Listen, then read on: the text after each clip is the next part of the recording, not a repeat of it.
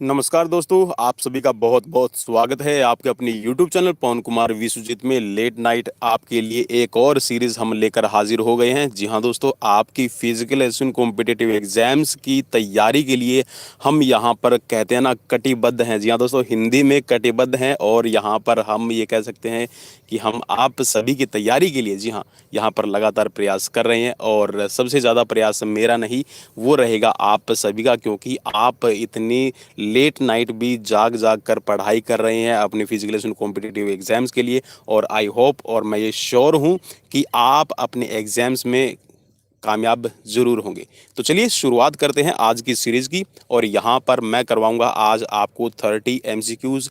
जी हाँ दोस्तों, काफ़ी इंपॉर्टेंट सीरीज रहेगी लेट नाइट, और इसको शेयर जरूर कर दीजिएगा, क्योंकि आप उनका भी साथ दीजिए जो किसी न किसी माध्यम से तैयारी नहीं कर पा रहे हैं, और हो सकता है मे भी एक सीरीज या दो सीरीज उनके लिए कारगर साबित हो जाएं। तो चलिए शुरुआत करते हैं। और पहला क्वेश्चन आपकी स्क्रीन पर है, और यहाँ पर पहले क्वेश्चन में आपसे पूछा गया है, निम्न में से किसने सर्वप्रथम मनोविज्ञान शब्द का प्रयोग किया था। चार ऑप्शंस आपकी स्क्रीन पर हैं।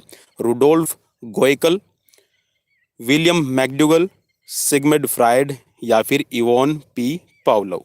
तो सबसे पहले मनोविज्ञान, जी हाँ दोस्तों, साइकोलॉजी शब्द का सबसे पहले प्रयोग किसने किया है आपको बताना है। और राइट ऑप्शन की तरफ बढ़ते हैं। ज़्यादा टाइम बिल्कुल भी नहीं लूँगा, और मैं चाहूँगा कि आप सीरीज़ देखें, पढ़ें और सो जाएं, क्योंकि रेस्ट भी ज़रूरी है। तो यहाँ पर जो राइट ऑप्शन बनेगा इसमें ये है आपका एडोल्फ गोएकल। जी हाँ, सबसे पहले एडोल्फ गोएकल ने मनोविज्ञान शब्द का प्रयोग किया है।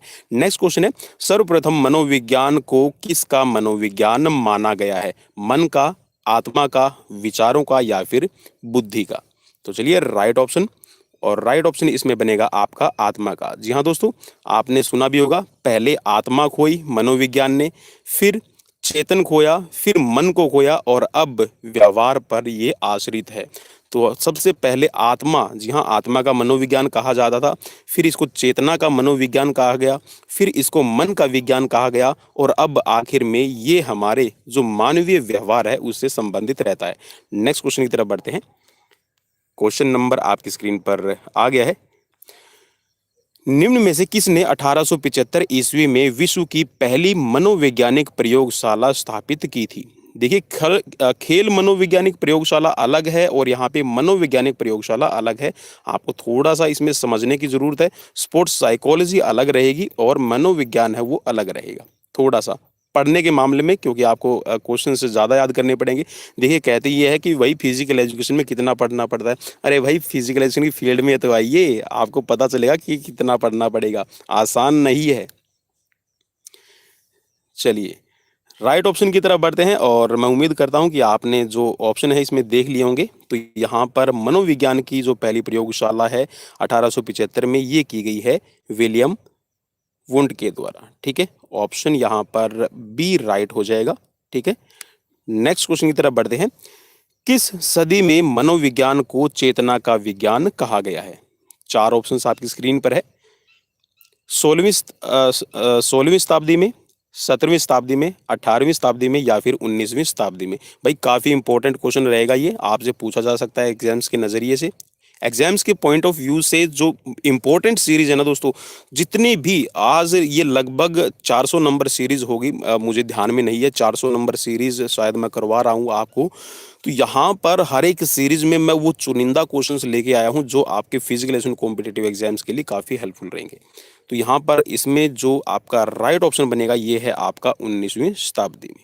ठीक है, 19वीं शताब्दी में इसको चेतना का विज्ञान कहा गया था, और अब 21वीं शताब्दी में हम इसको कहते हैं व्यवहार का विज्ञान। ठीक है, चलिए नेक्स्ट क्वेश्चन की तरफ बढ़ते हैं। निम्न में से किसके द्वारा एन आउटलाइन ऑफ साइकोलॉजी नामक पुस्तक लिखी गई। आप ये कह सकते हैं कि कौन है एन आउटलाइन ऑफ साइकोलॉजी के लेखक। चार ऑप्शंस आपकी स्क्रीन पर हैं, जल्दी से क्वेश्चंस के जो आंसर है वो देख लीजिए। यहाँ पर क्या रहेगा, विलियम मैकडूगल, अरस्तु, सिंगर और यहाँ पर Coleman Griffith. N outline of psychology जो बुक लिखी है ये लिखी है विलियम मैकडूगल ने। ऑप्शन ए यहाँ पर राइट हो जाएगा। नेक्स्ट क्वेश्चन की तरफ बढ़ते हैं। मनोविज्ञान की उत्पत्ति किस शास्त्र से हुई है? चार ऑप्शंस आपकी स्क्रीन पर हैं। मानव शास्त्र, धर्मशास्त्र, समाज शास्त्र या फिर दर्शन शास्त्र। चलिए राइट ऑप्शन की तरफ बढ़ते हैं। जो मनोविज्ञान की उत्पत्ति है ये हुई है आपकी दर्शन शास्त्र से। ऑप्शन डी यहाँ पर राइट हो जाएगा। नेक्स्ट क्वेश्चन, और शेयर जरूर कर दीजिएगा, और अगर सीरीज आपको लेट नाइट अच्छी लग रही है तो आप जी हाँ लाइक भी जरूर कर दीजिएगा, और अदरवाइज भाई अगर आप नींद में है अभी तक जागे नहीं तो आप डिसलाइक करके भी सो सकते हैं। निम्न में से किसने कहा है कि आधुनिक मनोविज्ञान मनुष्य व प्राणियों के आचरण तथा मानसिक प्रक्रियाओं का वैज्ञानिक अध्ययन है? चार ऑप्शंस आपकी स्क्रीन पर है। क्रुक्स तथा स्टेन ने, ब्राउने तथा महीने ने, क्रेटी तथा सिंगर ने, हाउसन तथा जैक्सन ने। और स्पोर्ट्स साइकोलॉजी से रिलेटेड काफ़ी इंपॉर्टेंट सीरीज रहेगी ये आज की। मेरी कोशिश ये रहेगी कि आपके जितने भी, वो चाहे आप एलटी ग्रेड की, यूपी, टीजीटी, पीजीटी या फिर डीएसएसबी की तैयारी कर रहे हैं, उन सभी मैं पॉइंट्स को और उन आपके जितने भी आपके डिसिप्लिन है, सब डिसिप्लिन है, मैं उन सब तक पहुंच सकूं जो आपके कॉम्पिटिटिव एग्जाम्स में आने की संभावना है। तो उसी में एक और प्रयास है ये सीरीज। तो यहाँ पर चलिए राइट ऑप्शन की तरफ बढ़ते हैं, और राइट ऑप्शन इसमें हो जाएगा आपका क्रुक्स तथा स्टेन ने। ऑप्शन ए यहाँ पर राइट रहेगा। नेक्स्ट क्वेश्चन आपसे पूछा गया है, मनोविज्ञान निम्नलिखित में से किसका अध्ययन है? पर्यावरण का, मानव एवं पशु व्यवहार का, पक्षियों का या फिर प्राचीन दार्शनिकों की पुस्तकों का? चलिए बिल्कुल यहाँ पर जल्दी से इसका जो राइट ऑप्शन है बिल्कुल इजी रहेगा यहाँ पर आपको रिप्लाई करना। मानव तथा पशुओं के व्यवहार का जो अध्ययन है वो मनोविज्ञान के द्वारा किया जाता है कि ह्यूमन बिहेवियर है या फिर आपका एनिमल बिहेवियर है वो किस तरह से होता है। नेक्स्ट क्वेश्चन की तरफ बढ़ते हैं। निम्नलिखित में से किसे खेल मनोविज्ञान का पिता कहा जाता है? चलिए ये काफी इंपॉर्टेंट रहेगा। जैक्सन, डेजी, डेर्टो, कोलमैन ग्रिफ्थ या फिर डॉनी लैंडर्स। और यही क्वेश्चंस जब मैं कल एक सीरीज लेकर आया था उसमें भी सेम क्वेश्चन ऐसा पूछा गया था कि खेल मनोविज्ञान के जनक है कौन कहे जाते हैं, या फिर खेल मनोविज्ञान की प्रथम प्रयोगशाला किसने स्थापित की थी। ठीक है, तो आपको पता होना चाहिए। चलिए राइट ऑप्शन की तरफ बढ़ते हैं। क्वेश्चन का राइट ऑप्शन हो जाएगा इसमें आपका कोलमैन ग्रिफ्थ। ठीक है, ऑप्शन सी यहाँ पर राइट रहेगा। चलिए नेक्स्ट क्वेश्चन की तरफ बढ़ते हैं। आधुनिक समय में मनोविज्ञान को किसका विज्ञान माना जाता था? माना जाता है। ठीक है, आधुनिक समय में मनोविज्ञान को किसका विज्ञान माना जाता है? मीन्स 21वीं शताब्दी। देखिए यहाँ पर आधुनिक मनोविज्ञान लिखा मिल सकता है आपको, या फिर 21वीं शताब्दी में मनोविज्ञान को किसका अध्ययन माना जाता है, ये भी क्वेश्चन आपसे बन सकता है। व्यवहार का, चिकित्सा का, खेल का या फिर प्रतियोगिता का? तो बिल्कुल राइट ऑप्शन इसमें आपको ज़्यादा सोचने की ज़रूरत ही नहीं रहेगी। तो राइट ऑप्शन इसमें हो जाएगा आपका व्यवहार का अध्ययन होता है मनोविज्ञान में। नेक्स्ट क्वेश्चन की तरफ बढ़ते हैं। आपको खालिस्तान में फिलअप करना है, फिल इन द ब्लैंक्स। समस्त मानसिक क्षमता है अथवा व्यक्ति की ऊर्जा है जो स्वोद्देश्य क्रिया करने, तर्क सहित सोचने व व्यक्ति को पर्यावरण से प्रभावी तरीके से निपटने में मदद करती है। अभिरुचि, आक्रामकता, बुद्धिमत्ता या फिर प्रेरणा? चलिए राइट ऑप्शन की तरफ बढ़ेंगे, और राइट ऑप्शन इसमें हो जाएगा आपका बुद्धिमत्ता। जी हाँ दोस्तों, आपकी बुद्धि है वही आपकी एक समस्त मानसिक क्षमता है, एक आपकी शक्ति है मानसिक रूप से, कि आप अगर अच्छी तरह से आपके पास में बुद्धि है और आप उसका अच्छे से प्रयोग कर रहे हैं तो वो आपको एक ऊर्जा देने का काम करती है जो किसी भी क्रिया को, किसी भी तर्क को सोचने और उसको निपटने में, ठीक है, आपके लिए मदद करती है, आपके लिए कारगर सिद्ध होती है। नेक्स्ट क्वेश्चन की तरफ बढ़ते हैं। क्वेश्चन नंबर आपकी स्क्रीन पर है 81, और ये वैसे सीरीज में आज का 12 नंबर क्वेश्चन रहेगा। मनोविज्ञान की किस शाखा के अंतर्गत बालकों के विकास का अध्ययन किया जाता है? शारीरिक मनोविज्ञान, चिकित्सा मनोविज्ञान, विकासात्मक मनोविज्ञान या फिर बालक मनोविज्ञान? मनोविज्ञान की किस शाखा के अंतर्गत बालकों के विकास का अध्ययन? क्वेश्चन को थोड़ा सा समझ लीजिएगा, और चलिए राइट ऑप्शन की तरफ बढ़ते हैं। क्योंकि यहाँ पर देखिए क्वेश्चन को समझने के लिए मैंने इसीलिए बोला है कि यहाँ पर एक बालक मनोविज्ञान लिखा है। और चलिए आपको ये पहचाना कि बालक के विकास का अध्ययन। तो देखिए यहाँ पर बालक के विकास का अध्ययन अगर हम करते हैं तो विकासात्मक अध्ययन, ठीक है, विकासात्मक मनोविज्ञान की शाखा में हम करेंगे कि विकास किस प्रक्रिया में बच्चों का हो रहा है। नेक्स्ट क्वेश्चन, फिर से आपको एक यहाँ पर खालिस्तान दिया गया है, आपको फिलअप करना है। खालिस्तान के एक बल है, सहज प्रवृत्ति है जो उत्साहित व विवश करती है तथा किसी उद्देश्य या मकसद को प्राप्त करने हेतु विशेष समय में व्यक्ति को क्रिया या विशेष आचरण के लिए बल प्रदान करती है। चार ऑप्शंस आपकी स्क्रीन पर हैं: प्रेरणा, चिंता, उत्तेजना और एकाग्रता। चलिए राइट ऑप्शन की तरफ बढ़ते हैं और राइट ऑप्शन इसमें बन जाएगा आपका प्रेरणा। ठीक है, प्रेरणा एक प्रकार का बल है, सहज प्रवृत्ति है जो हमें उत्साहित करती है या फिर हमें इंस्पायर करती है या फिर मजबूर कर देती है किसी भी उद्देश्य या मकसद को प्राप्त करने के लिए। ठीक है, और हम प्रेरणा से प्रेरित होकर ही, उत्साहित होकर ही या फिर मजबूर होकर किसी भी कार्य या फिर किसी भी विशेष रूप से किए जाने वाले कार्य या फिर आचरण के लिए हम तैयार हो जाते हैं। नेक्स्ट क्वेश्चन की तरफ बढ़ते हैं। मनोविज्ञान की कुल कितनी शाखाएं हैं? चार ऑप्शंस आपकी स्क्रीन पर है: 4, 5, 9 और 10। तो इसमें से राइट ऑप्शन कितना बनेगा आपको ये बताना है। बिल्कुल, देखिए बिल्कुल इजी क्वेश्चन है ये। तो यहाँ पर 10 आपकी मनोविज्ञान की कुल शाखाएं रहेंगी। नेक्स्ट क्वेश्चन है, निम्न में से किसके अनुसार सीखना कुछ कार्यों की मांग के अनुसार आचरण संगठन की व्यापक अनुभूति है? चार ऑप्शंस आपकी स्क्रीन पर है: Henry P Smith, H.C. Morrison, क्रेटी या फिर फर्नाल्ड। चलिए राइट ऑप्शन की तरफ मैं बढ़ूंगा और राइट ऑप्शन इसमें बनेगा क्रेटी। ऑप्शन सी यहां पर राइट हो जाएगा। नेक्स्ट क्वेश्चन, अरस्तु मनोविज्ञान को किसका विज्ञान मानते हैं? मन का, आत्मा का, शरीर का या फिर खेल का? और देखिए जैसे अरस्तु पुराने टाइम में हुए हैं, प्राचीन, आप ये कह सकते हैं कि एक प्राचीन आपके फिलोसफर हैं, दार्शनिक हैं, महान दार्शनिक हुए हैं अरस्तु। तो उस टाइम पे जो मनोविज्ञान था उसको हम किसका विज्ञान कहते थे? तो आप इसको थोड़ा सा ऐसे भी समझ के कर सकते हैं। तो चलिए राइट ऑप्शन की तरफ बढ़ते हैं। इसको कहा, अरस्तु ने जो मनोविज्ञान को माना है वो मन का विज्ञान माना है। नेक्स्ट क्वेश्चन की तरफ बढ़ते हैं।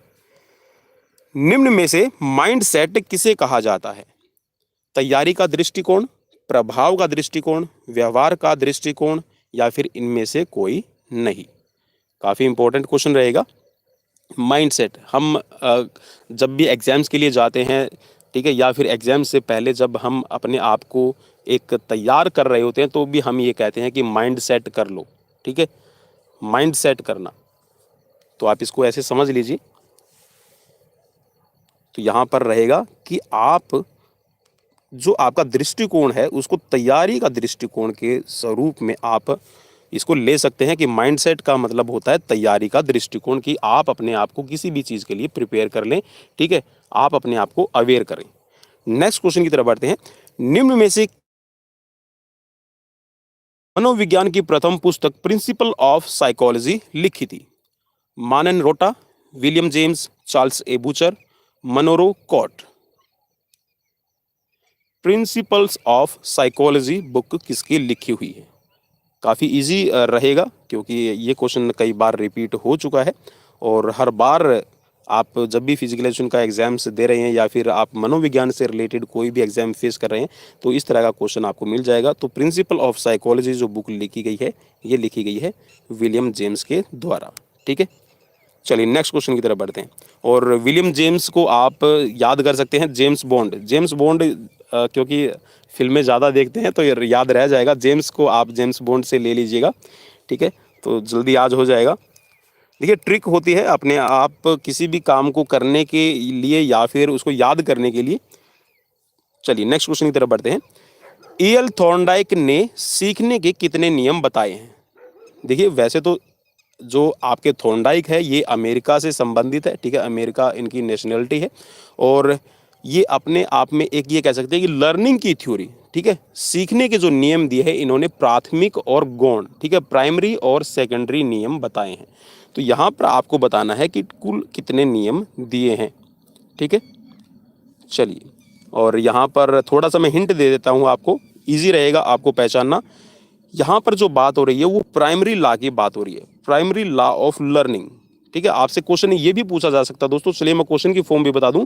प्राइमरी लॉ ऑफ लर्निंग किसने दिए, आपको क्वेश्चन ये भी दिया जा सकता है। वहां पर आपको इवान पावलोव, ठीक है, थॉर्नडाइक, विलियम जेम्स, ऐसे नाम दिए जाएंगे, तो फिर आपको यहाँ पर पूछा जाएगा, ठीक है।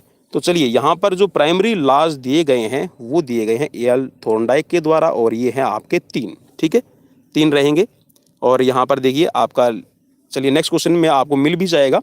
सीखने का कौन सा नियम संतुष्टि के नियम के नाम से जाना जाता है, ठीक है।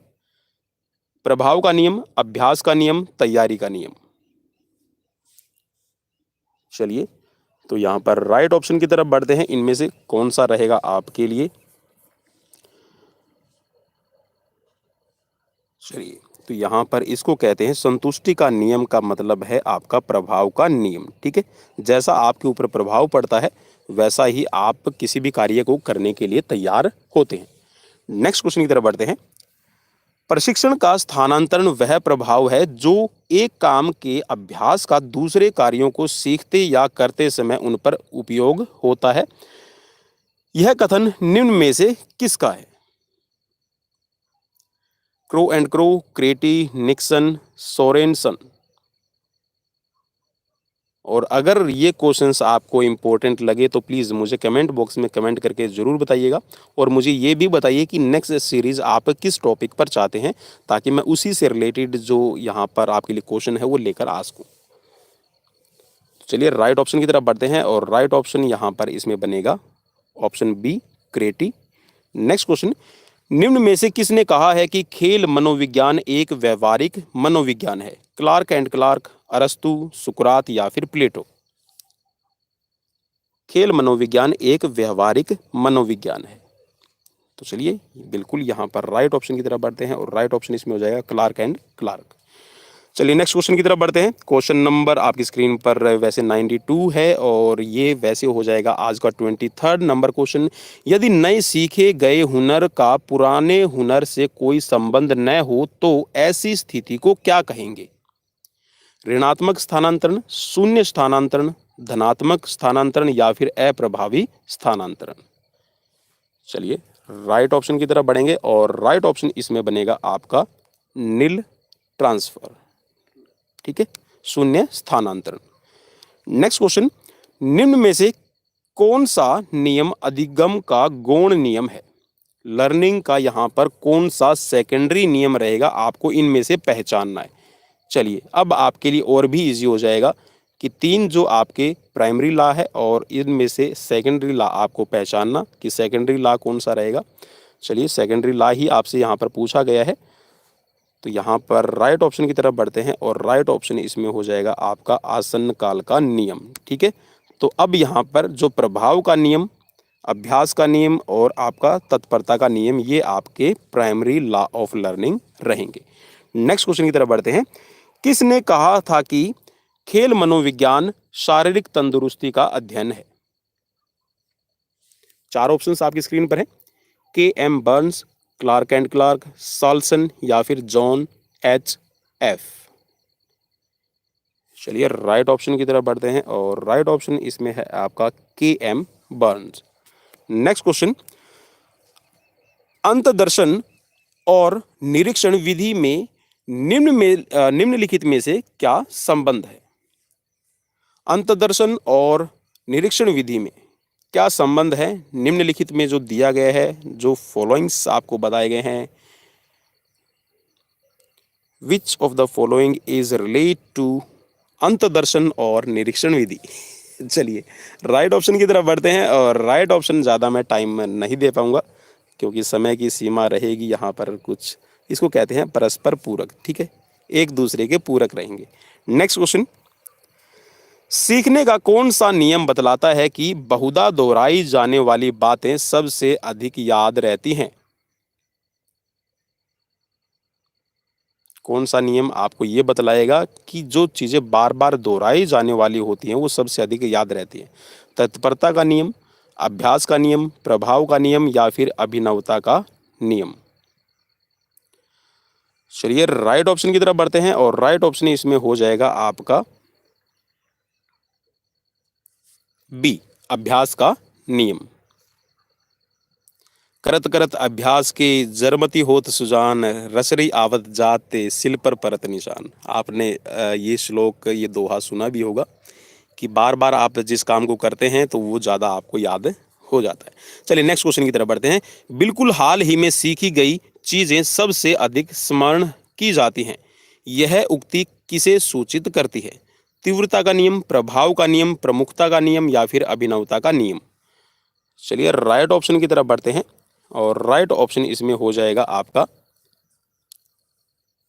अभिनवता का नियम। ठीक है, ऑप्शन डी यहाँ पर राइट रहेगा। चलिए नेक्स्ट क्वेश्चन आपकी स्क्रीन पर आ गया है और क्वेश्चन में आपसे पूछा गया है, सीखने का निम्नतर स्तर क्या है? दर्श शिक्षण, समझ, अनुप्रयोग या फिर सहसंबंध?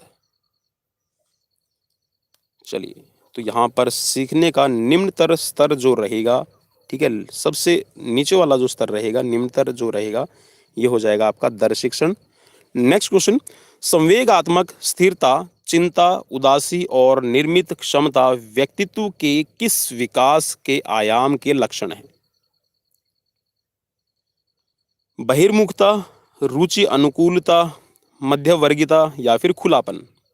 संवेगात्मक स्थिरता, चिंता, उदासी, निर्मित क्षमता व्यक्तित्व के किस आयाम के लक्षण हैं? तो चलिए राइट ऑप्शन की तरफ बढ़ते हैं और राइट ऑप्शन इसमें हो जाएगा आपका मध्यवर्गीयता। ठीक है, ऑप्शन सी यहाँ पर राइट रहेगा। और आज की सीरीज का ये 31वां, जी हाँ दोस्तों, 70 से मैंने शुरू किया था और हम 100 पर पहुँच गए हैं। तो यहाँ पर ये 31 नंबर रहेगा। क्वेश्चन टोटल 31 थे लेकिन 30 से मैंने लिख दिया था। ठीक है, क्योंकि जो एक फ्रैक्शन होता है उसको ही यहाँ पर रखना होता है। तो चलिए, दबाव, स्ट्रेस है, काफ़ी इंपॉर्टेंट क्वेश्चन रहेगा ये।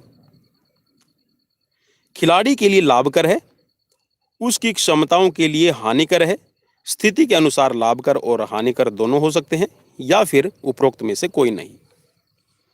तो चलिए, बातों से आपको हिंट मिल गया होगा बिल्कुल। तो यहाँ पर राइट ऑप्शन बनेगा कि स्थिति के अनुसार लाभकर भी हो सकता है और हानिकर भी। ठीक है, बेनिफिशियल भी हो सकता है और हार्मफुल भी आपका जो ये स्ट्रेस है वो हो सकता है। ये डिपेंड करेगा कि सिचुएशन क्या है। तो दोस्तों ये थे आज के 30 क्वेश्चंस। और जाने से पहले आप सभी को मेरी तरफ से और पवन कुमार विश्वजीत यूट्यूब चैनल की तरफ से, चलिए मैं स्क्रीन पे लिख देता हूं और जैसा आपने थंबनेल में भी देख लिया होगा, ठीक है, happy Holi to all my viewers and subscriber. और मैं ये दुआ करूँगा, ये कामना करूँगा, ये मेरी प्रार्थना रहेगी आप सब के लिए कि आप फिजिकल एजुकेशन की फील्ड में यूं ही आगे बढ़ते रहें, अपनी तैयारी करें और अच्छी सी गवर्नमेंट जॉब या फिर गवर्नमेंट जॉब भी नहीं है तो आप अपने आप को इस काबिल बना लें कि जब भी हम मिले किसी मोड़ पर तो कहें कि हाँ, हम खुश हैं, हम हैप्पी हैं। तो यहीं पर है हैप्पी होली का मतलब। और मैं दुआ करूंगा कि ये जो होली है आप सभी के जीवन में, वो चाहे हमारे व्यूअर्स हों या ना हो, हमारे सब्सक्राइबर हैं या नहीं है, हमें लाइक करने वाले हैं या डिसलाइक करने वाले हैं, उन सभी के जीवन में ढेर सारी खुशियाँ लेकर आए और उनका चेहरा हमेशा इन रंगों की तरह चमकता और दमकता रहे। Happy Holi to all my viewers and subscriber. Happy Holi.